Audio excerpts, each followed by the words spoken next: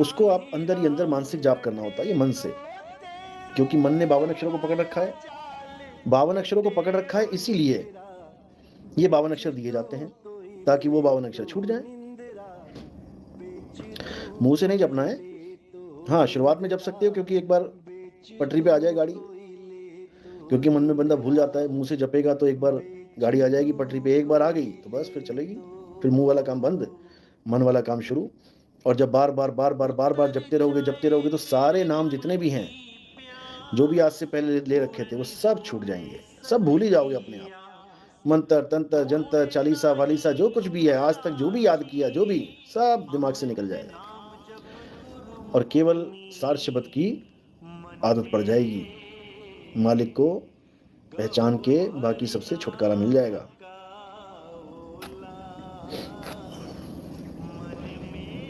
कोई भी हम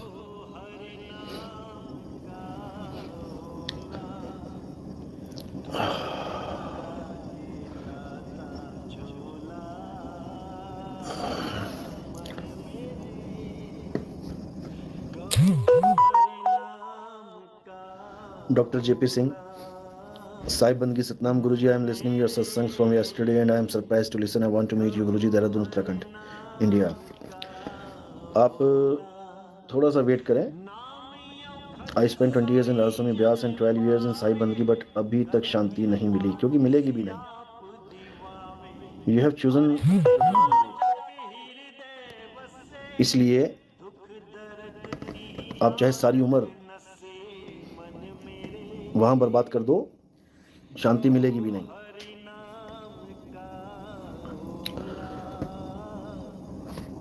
जब सत्य का बोध होगा,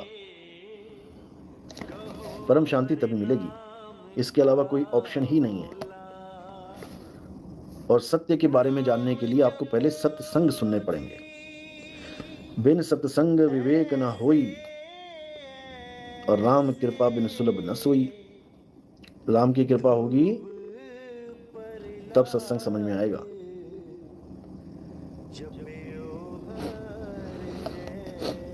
सतनाम में अलग अलग नाम क्यों देते हैं? क्योंकि कबीर पंथ एक ऐसा पंथ है जो सारी दुनिया को एक कर सकता है। इसलिए काल भगवान ने कबीर पंथ में ही सबसे बड़ा दाव लगाया है और हर जगह अलग अलग नाम दिए जाते हैं।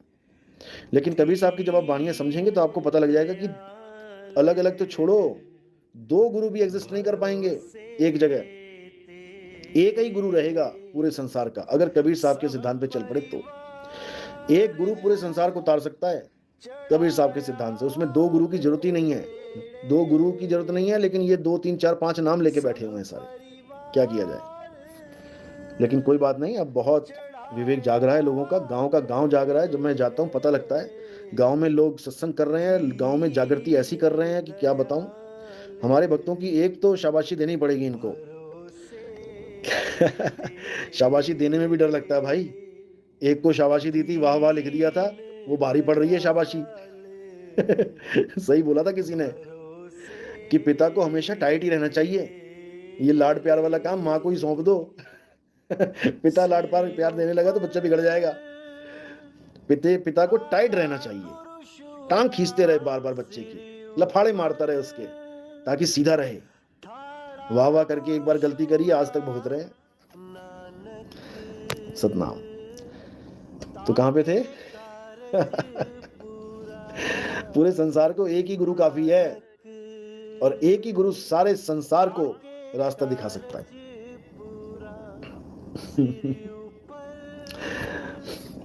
क्या मैं पिछले जन्म में शिव भगवान वाली योनि में तो नहीं था? क्या लिख रहे हो आप? गुरुजी, मैं जब भी आंख बंद करता हूं तो शिव जी का बहुत ज्यादा ध्यान स्वरूप आता है, ऐसा क्यों होता है? जबकि पिछले 7 साल से उनका कभी ध्यान भी नहीं, उनकी तरफ ध्यान भी नहीं दिया। देखो, कोई भी जीव है, वो पुराने संस्कार हैं उसके, पुरानी भक्तियां उसके साथ हैं, वो उसके साथ ही चलती रहती हैं, आगे से आगे ट्रेवल करती हैं। आप देखोगे छोटे छोटे बच्चे ऐसे मोबाइल हैंडल करते हैं कि आप और हम नहीं कर पाएंगे। पैदा होते ही शुरू हो जाते हैं मोबाइल में, ये उनके संस्कार हैं। ये वो बच्चे हैं जो अभी मोबाइल खेलते खेलते मर गए और मालिक ने दया करी तो आ गए, संस्कार होते हैं, और कुछ होते हैं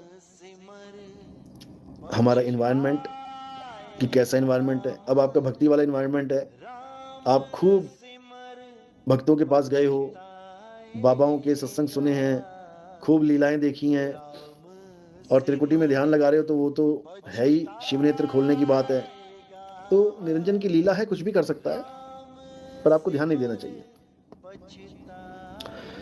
क्रोध पर कैसे काबू करें, कृपया मार्गदर्शन करें। क्रोध पे काबू करने का एक ही मुद्दा होता है, एक ही तरीका है कि उसका कारण जान लो, उसका बीज पकड़ लो कहाँ है,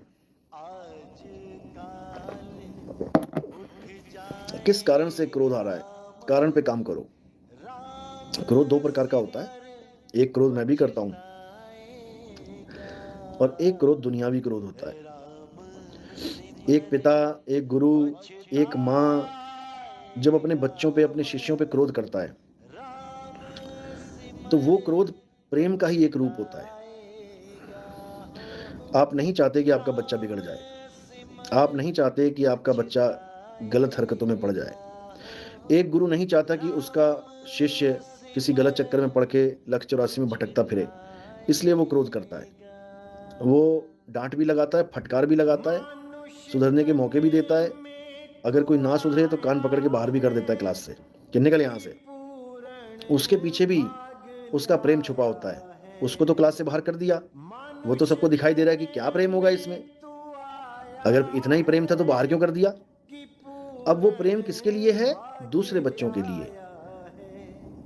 दूसरे बच्चों के लिए प्रेम उमड़ा हुआ है कि इस निकम्मे की वजह से मेरे दूसरे बच्चे ना खराब हो जाएं कहीं, इसलिए उस बच्चे को उठा के क्लास से बाहर कर दिया जाता है, धूप में खड़ा कर देते हैं कि ले बेटा भुगत, नहीं मानेगा तो भुगत, मान लेता तो वही प्रेम उसके लिए भी था। समझे। तो प्रेम गुरु का कम नहीं होता, गुरु का प्रेम हमेशा रहता है, और गुरु कभी किसी का बुरा नहीं चाहता। लेकिन जो मर्यादाएं होती हैं, गुरु भी उस मर्यादा को बदल नहीं सकता। एक बच्चा अपने गुरु के पास गया, ठीक है, अच्छी बात है, गुरु ने उसको पढ़ाया, पढ़ा लिखा के इस काबिल बना दिया कि एग्जाम दे दे। एग्जाम देने से पहले ही वो अपने गुरु को गालियां देने लगा, अपने स्कूल को, अपने कॉलेज को गालियां देने लग गया। अब गुरु कह रहा है कि बेटा, जो मैंने तुझे ज्ञान दिया है, तुझे लग रहा है कि तूने ज्ञान ले लिया, अब हमारी क्या जरूरत है, अच्छी बात है, ज्ञान तूने ले लिया, लेकिन बेटा तेरे पास सर्टिफिकेट नहीं है अभी, तूने एग्जाम में पास होने की जगह फेल हो गया तू। और याद रख कि ज्ञान भले ले लिया तूने, लेकिन तेरी कहीं नौकरी नहीं लगेगी, यानी ये ज्ञान तेरे काम नहीं आएगा। भले तेरे पास पूरा ज्ञान है, लेकिन तू जहां भी जाएगा नौकरी ढूंढने, तो लोग सर्टिफिकेट मांगेंगे, कंपनी सर्टिफिकेट मांगेगी। अगर तेरे पास सर्टिफिकेट होगा तो तुझे नौकरी मिलेगी, मेरा ज्ञान तेरे काम आएगा। अगर तेरे पास सर्टिफिकेट ही नहीं है तो बेटा मेरा ज्ञान भी तेरे काम नहीं आएगा। तो जो गुरु ये कह देता है कि मेरा ज्ञान बेटा तेरे काम नहीं आएगा, वो इसलिए कहता है क्योंकि मर्यादा भंग हुई है। जब मर्यादा भंग हो जाती है तो कोई ज्ञान व्यान काम नहीं आता। वो ज्ञान तब काम आता है जब गुरु से माफी मांग ले।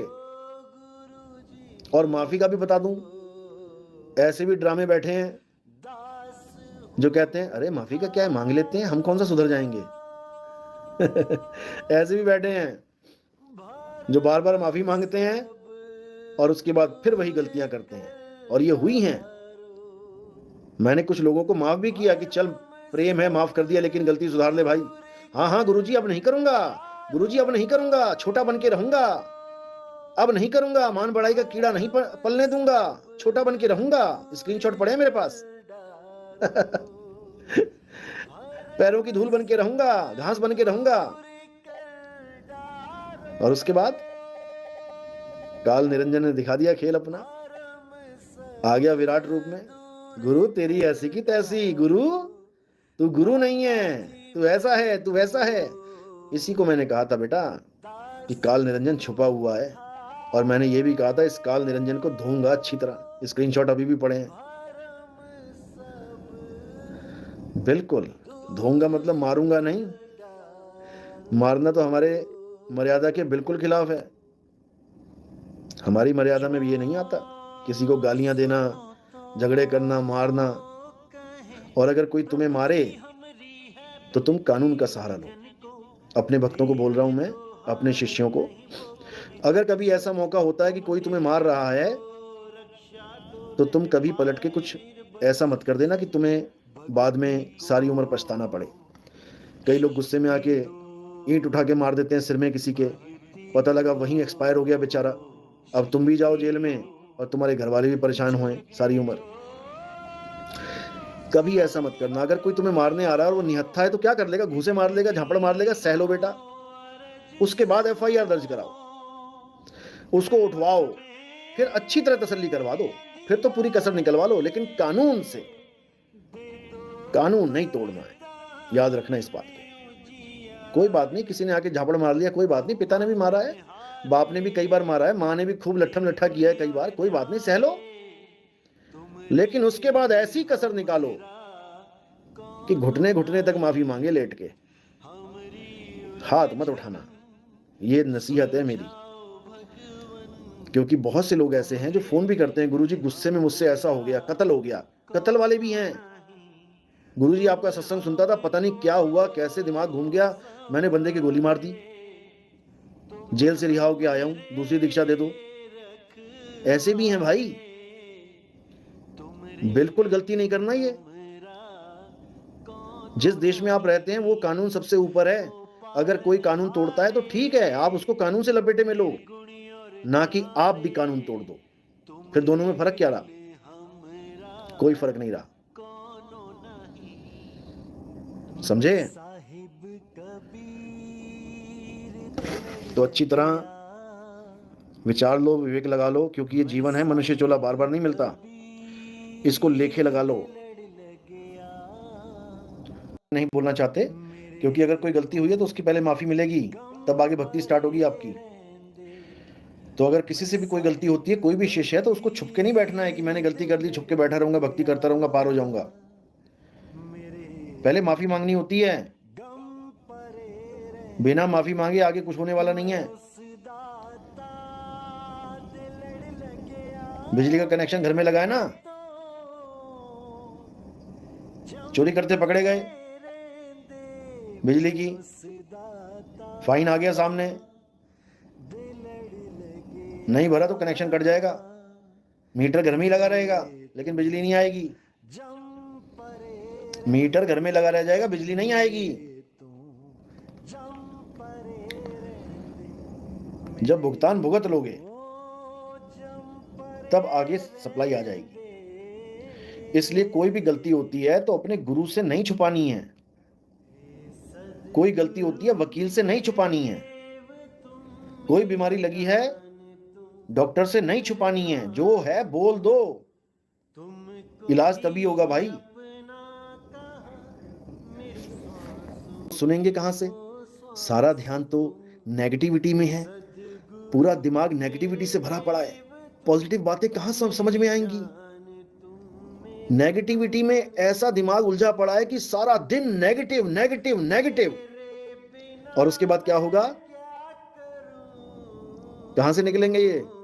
शरीर छोड़ेंगे, बस जहां तुम सोच रहे हो वहीं से निकलेंगे ये लोग, और सीधे किसी जानवर के, गंदगी खाने वाले के, उसके गर्भ में चले जाएंगे। और उसके बाद जितना जीवन मिलेगा गंदगी गंदगी गंदगी खाएंगे, और कोई चारा ही नहीं है इनके पास। इंसान चोले में जो गंदगी खा रहा है, निंदा चुगली से बड़ी गंदगी नहीं है कोई भी, इसको मैल बोला है। कबीर साहब कहते हैं हमारा मैल धोता है निंदक, और कैसे धोता है?